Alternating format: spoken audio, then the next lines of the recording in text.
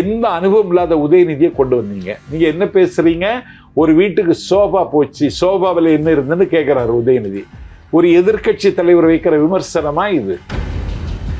ஒரு தலைவரோட வீட்டுக்கு ஒரு புது சோஃபா போகுது, சோஃபா பின்னாடியே புது முதலமைச்சரும் அந்த தேர்தல் நேரத்துல கலைஞர் எதிர்க்கட்சி தலைவராக இருந்தார், பேராசிரியர் எதிர்க்கட்சி தலைவராக இருந்தார், பகையை பந்தாடுகிற ஆற்றல் மிகுந்த ஜெயலலிதா தமிழ்நாட்டின் எதிர்க்கட்சி தலைவராக இருந்தார். அந்த தலைவர்களிடத்திலிருந்து பாடம் கற்றுக்கொள்ள வேண்டும் உதயநிதி. நீ எதிர்க்கட்சி தலைவர், உன்னுடைய உயரத்தை நீ ஒப்புக்கொள்ளவில்லை. உயரம் உனக்கு தெரியாது, ஏன்னா நீ உயரவே இல்லை.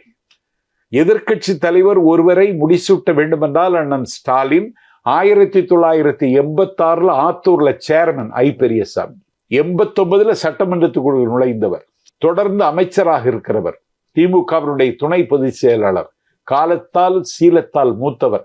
அவரை கொண்டு வந்திருக்கணும். இல்லைன்னா ஆற்றலின் ஊற்று, மிகப்பெரிய கர்மயோகி, தொண்டர்களை வாரி அணைக்கிறவர், வள்ளல் குணம் கொண்டவர் அண்ணன் KN நேரு அந்த இடத்துக்கு கொண்டு வந்திருக்கணும்.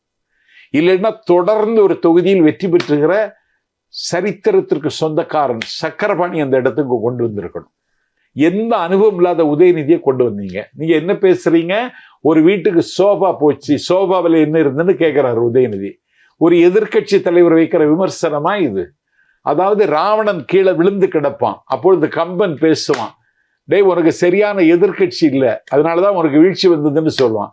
எங்களுக்கு சரியான எதிர்க்கட்சி அமையல, இதை தாண்டி எங்கள் தலைவர் சுடர வேண்டியது இருக்கிறது. ஒரு வீட்டுக்கு போகிற சோபாவை சட்டமன்றத்தில் நம்பிக்கை வாக்கெடுப்புல ஒருவர் பேசுகிறார் என்றால் அந்த பேச்சை யாருமே ரசிக்கல.